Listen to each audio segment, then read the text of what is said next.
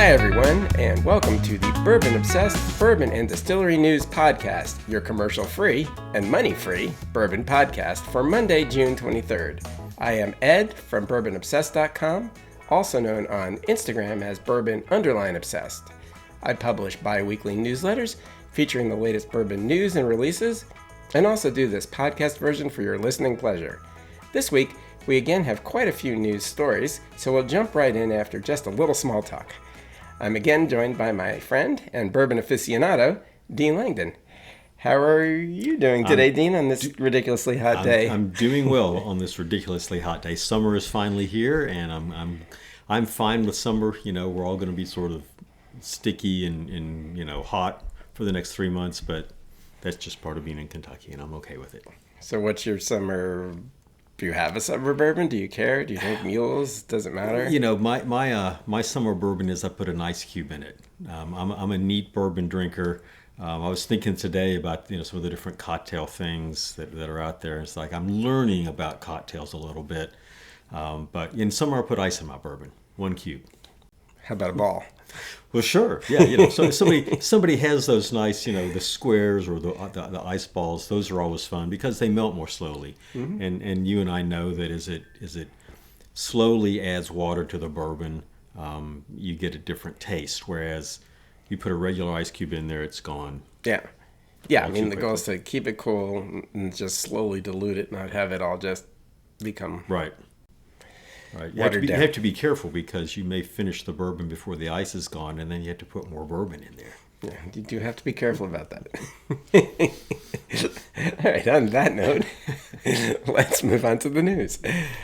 So the Kentucky Distillers Association has announced the 2025 class of the Kentucky Bourbon Hall of Fame, honoring 5 influential figures for their contributions to the industry. This year's inductees include 7th-generation distiller Craig Beam, trailblazing female entrepreneur Mary Dowling, posthumously, distilling consultant, engineer, distiller, and key architect of the craft distilling boom Larry Ebersold, legislative champion Damon Thayer, and Brown-Forman Master Distiller Emeritus Chris Morris, who will receive the prestigious Parker Beam Lifetime Achievement Award. And there's always that ceremony that, actually, I don't think it's during the Bourbon Festival this year. I think it's because the Bourbon Festival is earlier. I think it's like the week after in September. I think you're right. When they have the induction ceremony this year. It's like on the 16th, and that's the week after the Bourbon Festival. Yeah. So, and have you been to those induction ceremonies? I assume you might be able to go as press. I mean, you've got to be invited. Yeah, I haven't been. Yeah, so it's I'm sure it's a wonderful thing. I saw there's going to be a live stream of some sort this year. I don't think it's going to be just a standard live stream. I think there's going to be like a commentator who will be interviewing some of the inductees and things like that. So I feel like they actually did that last year, but I'm not positive. Yeah. I mean, last year it was during the setup for the Bourbon Festival, so it wasn't. I'm not invited to the actual dinner or anything anyway, but it's not. You got to watch. It's not them. A good time. There's a lot. Right. There was an awful lot going on setting up for the festival. Well, and so I looked through the list of inductees, and I wondered if there's any social influencers in the Kentucky Bourbon Hall of Fame yet, and I'm guessing that there aren't. But maybe you'll be the first. I don't have a chance. So I'm not holding. Maybe if I live to be 117 or something. But no, I'm not holding my breath on that one. No. But I do appreciate your support. So we should talk to our listeners a little bit about the inductees. I didn't recognize Larry Ebersold's name. Do you know him, and do you know what his Well, I do not know him. I certainly know him. Yeah, he's done a lot. He's been involved with many of the distilleries. That's why they have in there the craft distilling boom involvement. He was consulting with many of them that were getting started. I could try to name some of them, but I might be wrong. Well, I know in the news release it mentioned New Riff and Rabbit Hole and even Bardstown Bourbon Company, I think. And Sagamore Spirit, I think, was another. Okay. I'm pretty sure that they were in there. One of those behind the scenes people that you may not know about, but really important to the industry, it sounds like. His main career was with, I want to say, Seagram's. He was at Seagram's before, when Seagram's was still around. Yeah.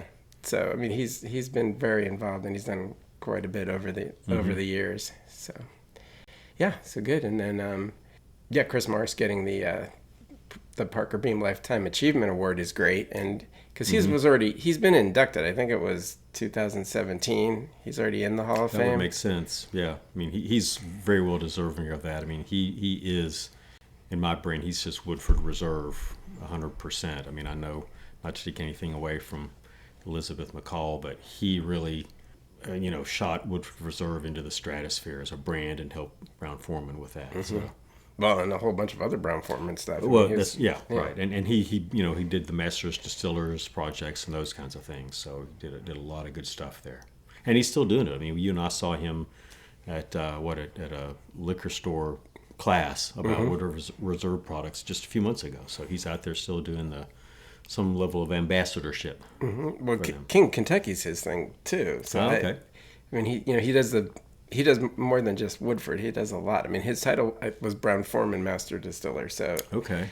I don't know the extent of his involvement in Jack Daniel's, but I mean, he's involved in a lot of the Forester products. The Brown-Forman in general. So he's Folks, done an awful lot. I come on here to learn stuff because Ed is just an encyclopedia, and I love it. And y'all should be benefiting from this. So. Except I'm losing my voice, so you're going to be doing all the talking. All right, moving on to our next story. We're staying with Brown-Forman, actually. So Old Forester Distilling has introduced its new Old Forester cocktail cherries, premium Amarena-style cherries steeped in a bourbon-infused syrup. Joining the brand's Cocktail Provisions line, these cherries aim to elevate home mixology with a burst of sweetness and classic bourbon character. Priced at $19.99, they are now available at select retailers, the Old Forester Distillery, and online via Bourbon Barrel Foods. And I really only put this in because I received a couple of mailings about it, and there was a press release. And then it made me go down the rabbit hole of trying to figure out what Amarena-style cherries are and how they differ from Maraschino and Luxardo, and there's now a nice article on bourbonobsessed.com that people can read about that, because and I recommend that far too much time I recommend that reading about cherries. Although I do see that you had your cousin ChatGPT help you with that. So, I did, but that's good. I mean, that's what that stuff is great for, is to help with that. And I had no idea. I did not know about Amarena cherries before. So I didn't either. Thank you for going on the deep dive for us. We're not going to share the secrets, folks. You're going to have to go read the article. No, but now I want to try the cherries. Yeah, right. I want somebody to... I'm not going to buy a jar because it would take me 2 years to go through them, because you don't use those with a neat bourbon. But I'm going to go. Well, you said you wanted to learn about cocktails. I want to learn about cocktails at somebody else's expense. So I still do my welcome cocktail, and we have the next tasting here. Cool. But the next tasting is at your house, so we'll figure something out. All right. Our next story is from Green River Distilling. The 10th oldest licensed distillery in Kentucky and part of Lofted Spirits, which we've talked about before, which includes Bardstown Bourbon Company now, has officially opened a new 4,400 square foot tasting room at 714 West Main Street on Louisville's iconic Whiskey Row. The new space brings Green River's Whiskey Without Regrets to downtown Louisville and offers walk-in tastings, custom flights, retail bottle sales, and a fill your spirits experience where guests can fill a ceramic jug, which is really cool, by the way, from the barrel. With its thoughtful design, welcoming atmosphere, and fun interactive elements, the new tasting room is absolutely worth a visit. And I've had the opportunity to go there for the media night, and so I can definitely say it's very cool. It looked really cool. I saw and the it's reel definitely worth you the visit. posted. Yeah, and it's I love Whiskey Row up there. I mean, there's so many neat places you can stop in and sample something, buy a bottle if that's what you want to do. And so I'm good to see, it's good that Green River has a presence there now. I think that's pretty important to help grow the brand. Louisville seems to be the starting point for a lot of Bourbon Trail work, enjoyment, and so let's start in Louisville and spend a day, going to Bardstown Bourbon and Green River, and there's so many others there on Whiskey Row. So, well, there are, and I mean, I get a little concerned that Louisville is going to be the start, middle, and finishing point, and people aren't going to actually go out to the distilleries that aren't in that area, since everybody's opening their tasting rooms. outposts. Yeah. Yeah. That's an interesting thought. I mean, because makes it all too easy, right? It's a couple blocks. Yeah. And if you want to spread out, you can go to Shelbyville and Bullitt or Jephthah Creed, right, and do something like that for a bigger tour. But I don't know. We'll see. That's it's not the same from my perspective to actually go through the distillery. I mean, right? It's interesting they're putting like, is it Green River that had like a 40-gallon still? I think they've got a still there. They're doing some very minor distillation. I could be mixing them up with somebody else. Other people do those small stills. I mean, we know Evan Williams does some distillation. Yeah, that's an actual pot still. Yeah, that they do. Yeah. And that they actually sell the product of. Right. So it looked really cool. I mean, it looks like they've got a little hidden lounge and a place where you can fill your own bottle there. So that's always fun. Well, it's an interesting layout because I guess they had the front space that they leased, and then it's sort of like an office type building with a big lobby area that's in between, and then way at the far end of it was this other room that also came along apparently with the main area. So they were like, what should we do with this? So they turned it into the speakeasy. Neat. Which is and it's very cool. Yeah. And then the fill your own bottle thing, those ceramic jugs are actually really nice as well. Yeah, they look really cool on the media, and it seems like a fair price. It was like what, $80 to I mean, Green River in general is always very fairly priced. Yeah. But I mean, and they're in a little different situation because Owensboro is a little ways away. So I mean, it's like 3 hours from us here in Lexington. It's like 2 or so from or it's 3.5 maybe from Lexington. It's like 2 from Louisville. So it's a pretty good haul. So it's not, probably they will gain by having a presence there because people weren't going to make the trek out to Green River. Although I highly recommend you do make the trek out to Green River because it's a very cool historic distillery, and so it is worth it. But it will take a significant amount of time. That's a day trip for the most part, and there are others in Western Kentucky, but I don't know that they're really close to Green River, right? I'm not sure there's 2 you could do in a day. Yeah, you'd be making a fairly large loop. Yeah. It's not like they're right next door to each other. Right. Well, so good for them. Yeah. So, and we've got another story about we do. One of their products. It's right in front of our listeners and viewers. Yes.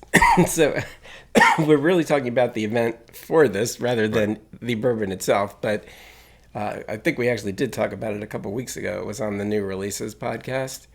But Green River Distilling commemorated the U.S. Army's 250th anniversary with a dramatic first sip ceremony featuring a veteran parachute team delivering the first bottle of its limited edition Army 250th anniversary bourbon to a group of veterans and active duty Army waiting on the ground.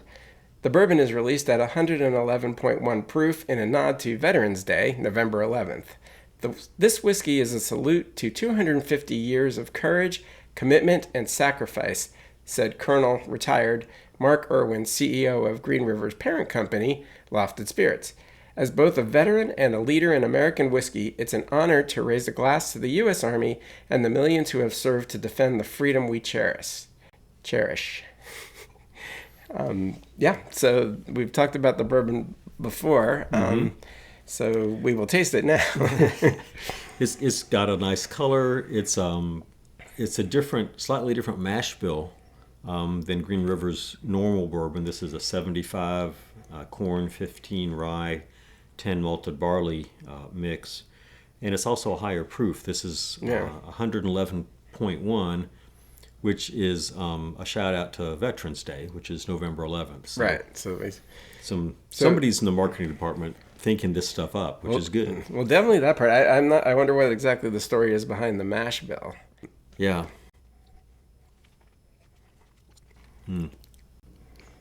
Well, it's still a freshly opened bottle, but our bourbon has been resting in this Glencairn for at least 15 minutes. So it's had a chance to get some air. It's had some air. It's still got the.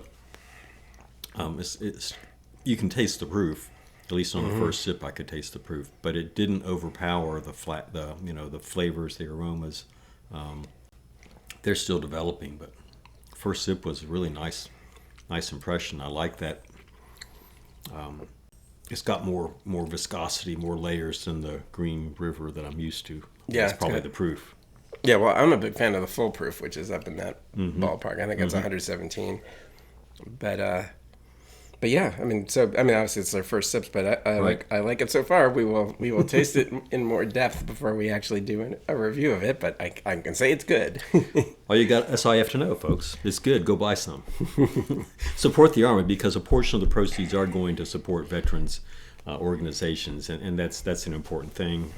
Our veterans have served the country, and they need all the help we can give them. So I'm a fan of projects like this because they are helping out, just making our world better for everybody, and that's what bourbon does. Very true. All right, so we'll move on to our next story.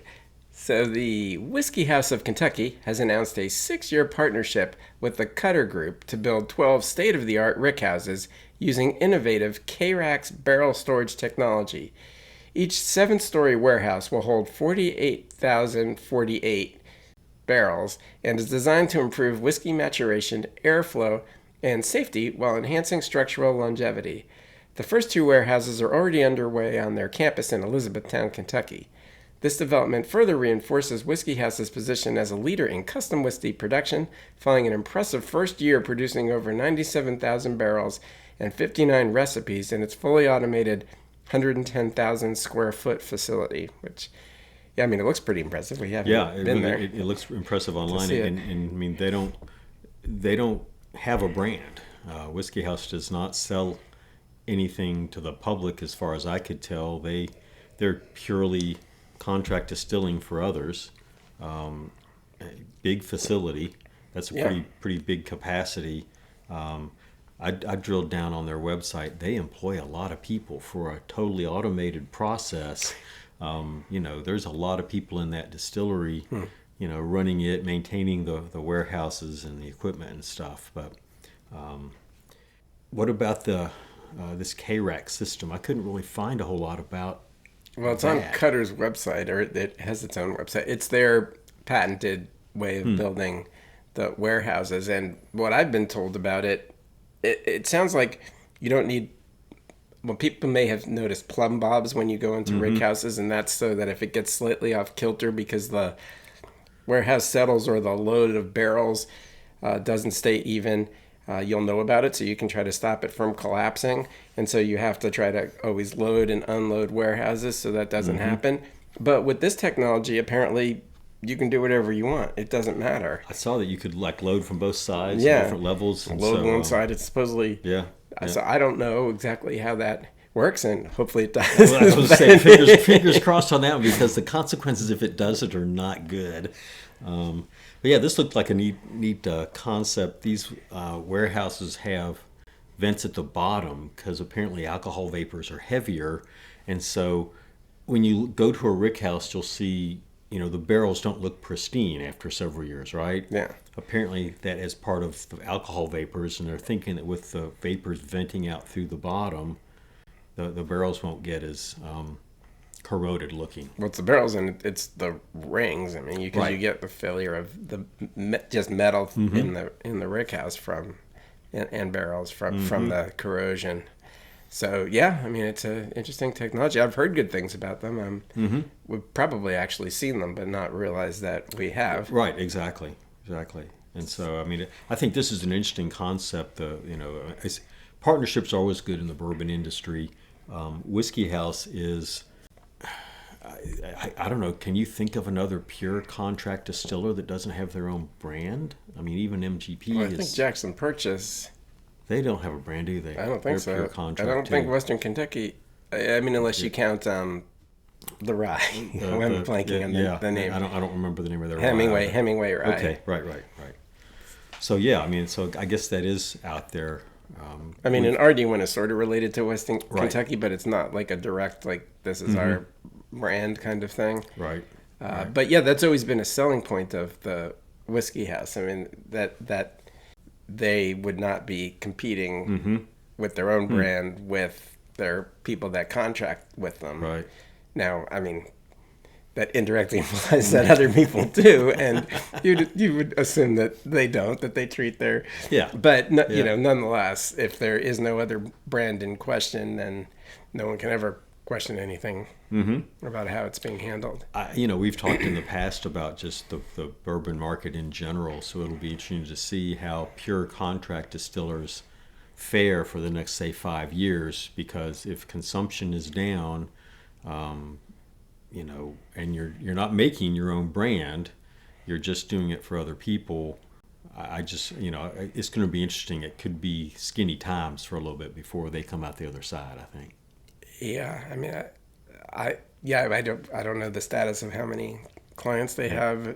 I think I've heard some of the brands that are there, but yeah, I mean, it's an interesting time in the industry, and we know that the people that, I mean, caddy distilling is a little different, at least than sourcing. So, but still, the demand for it has decreased, as we know. We see advertisements for people. I mean, my Instagram feed had Kentucky Artisan ad, "Bring your brand to us." So, Wow. you wouldn't have seen that stuff a couple of years ago.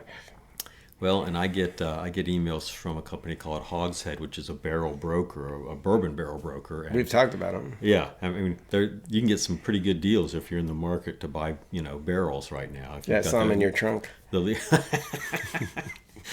That sports car only fits one at a time, but it's rear-wheel drive, folks, so it helps me keep stable, you know, in the wintertime.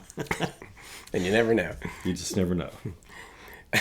Moving on. All right, so previously we had talked about, or we weren't doing the podcast at this point, I don't think, but previously in my newsletter we've talked about a number of contests and promotions that Fireball has done. I think we might have talked about the one where they offered the lifetime supply to 90 years old. You had to be 90 years old. So. But we didn't talk about the Fireball garters, which were interesting, where you could get the garters that would hold Fireball shooters, you know, just so you always have them if you are a garter-wearing person.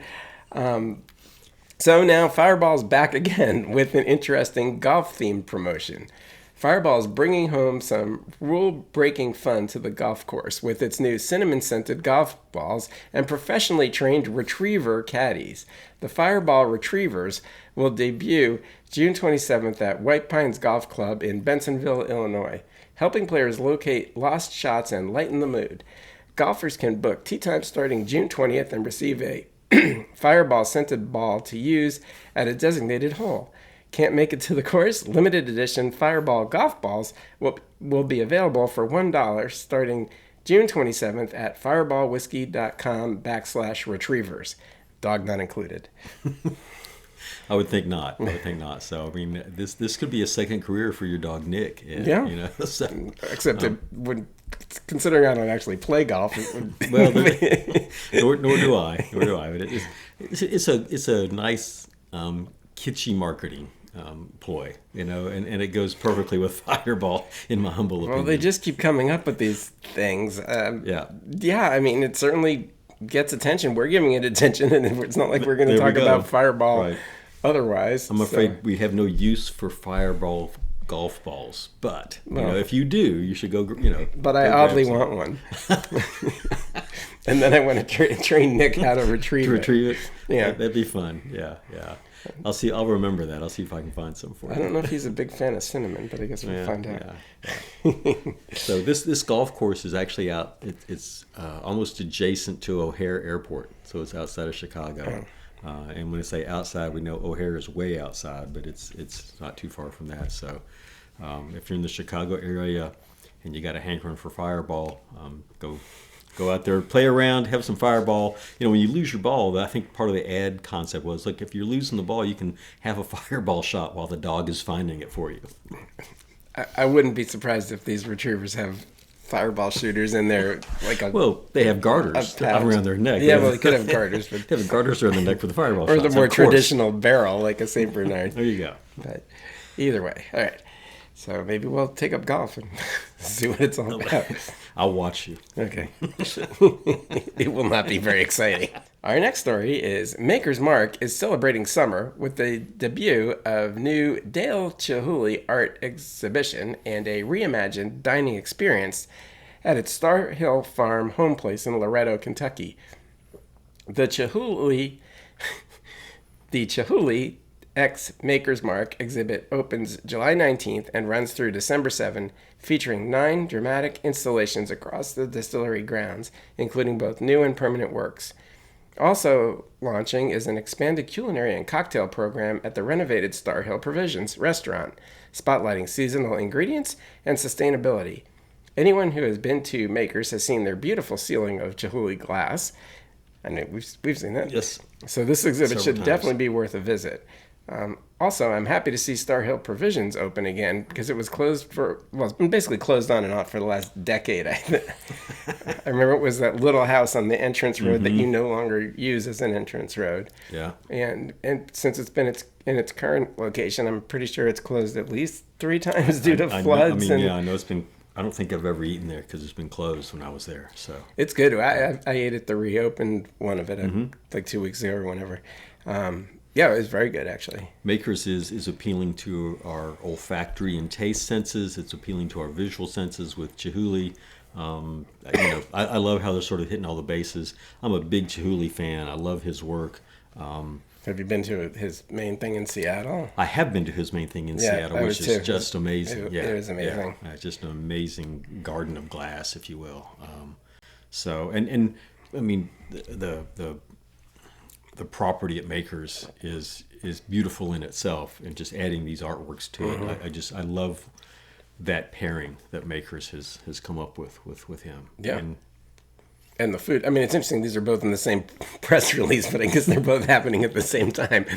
But the food part is also, it is a farm, so they have a whole bunch of. They have some livestock, and they have things that they plants that they grow as well. So. It all fits right in. Yeah, and if I remember, I mean, their menu and even some of the cocktails are going to be based on things they're actually growing there. I mean, it's not just farm to table, but like farm right next door, like 100 feet away to table, which is cool. I mean, when you see the Wagyu, it's like full circle because they have the Wagyu cattle and they eat the spent grains, and then they in turn become on the menu. Not great if you're. Well, I mean, I think as they say, they only have one bad day in their lives. Right. So that's great. We're going to have a summer visit to Maker's Mark. I'm sure you have to book in advance, but it'll be really neat. I see this last through December, so I think it's worth going sometimes to something like this twice. I look at it as an art exhibit. It's always fun to go to Maker's, but go during the summer sometime when everything is green and grown out, and then maybe once the leaves fall in late October, November, it would look totally different, and I think it'd be worth it to go just for that. Well, I bet they'll have like evening strolls, and when things are lit, it should be very pretty. Are you an ambassador? I am, yes. So you can book already. So did you? I have not, no.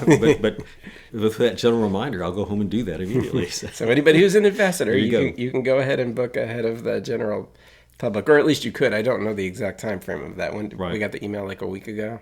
So Georgetown, Kentucky has unveiled Bourbon Genesis, a new tourism campaign highlighting the city's role in bourbon history. Centered around Royal Spring Park, where Reverend Elijah Craig is said to have drawn the limestone-rich water used for his bourbon. The initiative invites visitors to explore bourbon's beginnings in 1789. The launch included a limited edition Elijah Craig single barrel Bourbon Genesis bottling, which can be purchased in Georgetown as well. So I didn't. You dug down deeper than I did. I didn't see the bottle on the Bourbon Genesis website. That took you to Georgetown's website. They had a video about the Bourbon Genesis, but didn't they have a video of the barrel pick on there? I don't remember. I could have missed that, but because it was a group of influencers. Again, not me. Right. Yeah. I mean, it that may have been part of the video, but it's a marketing campaign. I mean, Elijah Craig Barrel Proof is good bourbon. I don't know the history. I mean, there is a distillery, an old distillery, on the outskirts of Georgetown.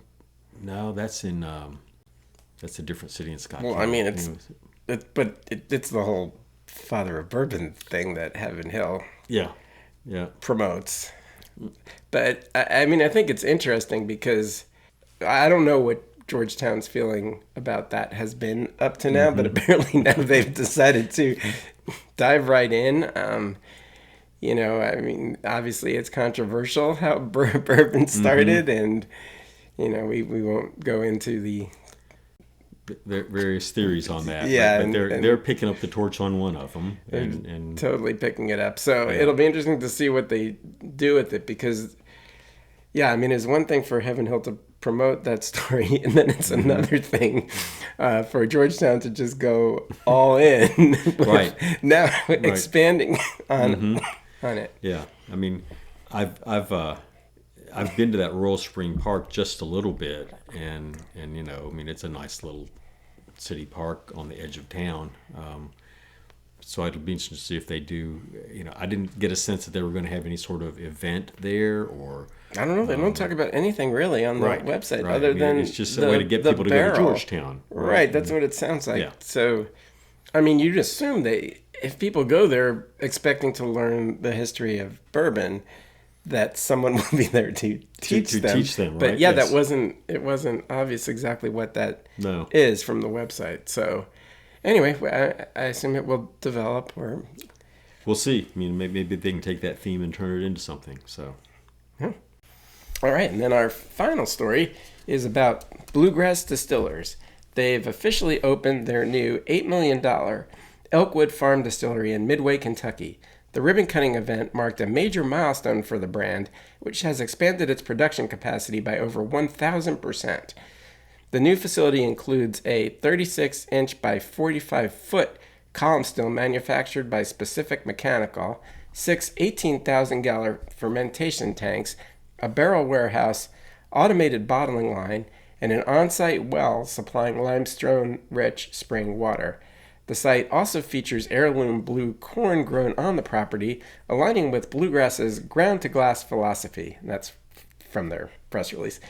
Now, an official stop on the Kentucky Bourbon Trail, the distillery expects over 40,000 annual visitors. Plans for expanded food experiences are underway to further enhance the visitor experience. Have you been to this? We had some friends that went to the ribbon cutting. I have not been to this. I've watched it develop. I lived in Midway for 15 plus years, and there's an industrial park across the interstate, which is where the distillery is. The distillery is not in the industrial park; it's an old farm that they've taken over, and they renovated the mansion, which looks beautiful. It's a historic building, and then built a distillery. I always wondered why there wasn't a distillery in Midway, because location-wise, it's just ideal. It's right there. Do we know there wasn't? I feel like there was a distillery in Midway. There may have been, but it was a long, historically there may have been one. Yeah. But an operating distillery. And so, it's easy for folks to get to. Well, it's sort of midway between Lexington and Frankfurt. It's actually midway between Versailles and Georgetown, too. People may not realize that. Wow. But, on the railroads. What a convenient place. Yeah. So, they're hitting some of the right buttons. We're growing it here, we're making it here, all of those good things. They're certainly a homegrown brand. I mean, those folks have, Sam Rock and Ben Francini have grown that over decades now. So. When did it started in the 2010s of somewhere along the line? Yeah, I think 2012 maybe is when they first started. Although I think I forget. I looked at the timeline on their website and I didn't memorize it. But they've been, they've been doing it for. I've got a wonderful, unique bourbon they put out called Pickleback, which they finished in a pickle barrel.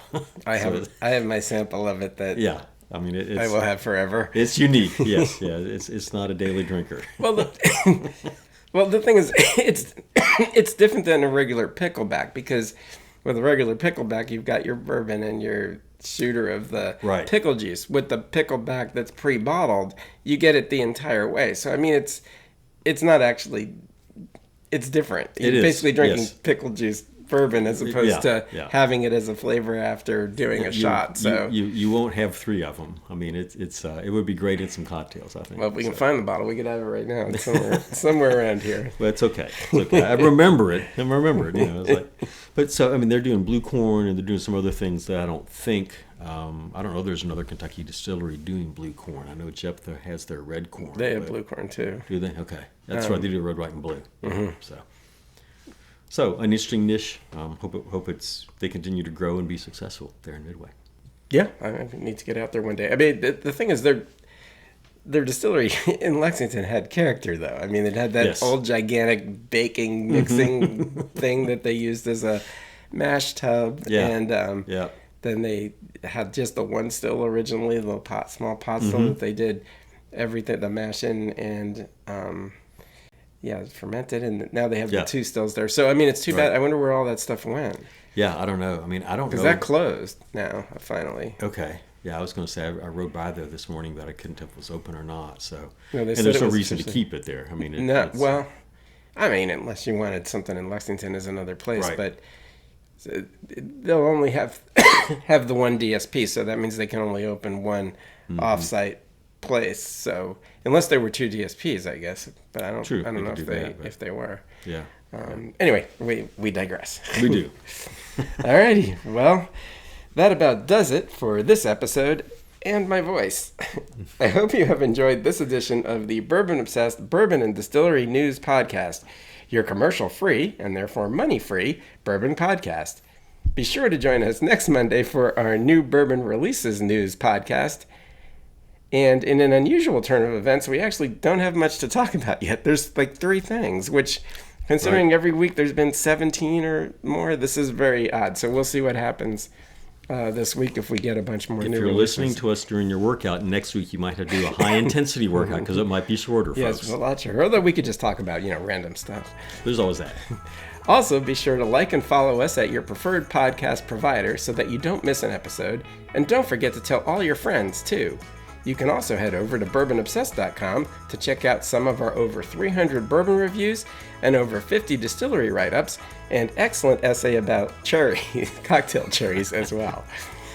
While you are there, you can also sign up to have my newsletters delivered directly to your inbox.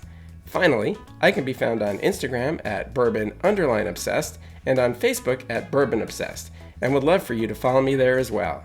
Dean, where can they find you? Ed, folks can find me only on Instagram at Dean of Bourbon with underscores, and I keep trying to post more content there, and just, it's a slow process. Just keep on looking. It's more fun to watch you and I on the YouTube channel. I actually got a fan text this week, so keep it up, folks. It's good that we have We have a fan. and a listener. That's right. Or a viewer. A viewer, yes. All right. One of these days. All right, Dean. Okay, bye, everybody. Take care. Cheers.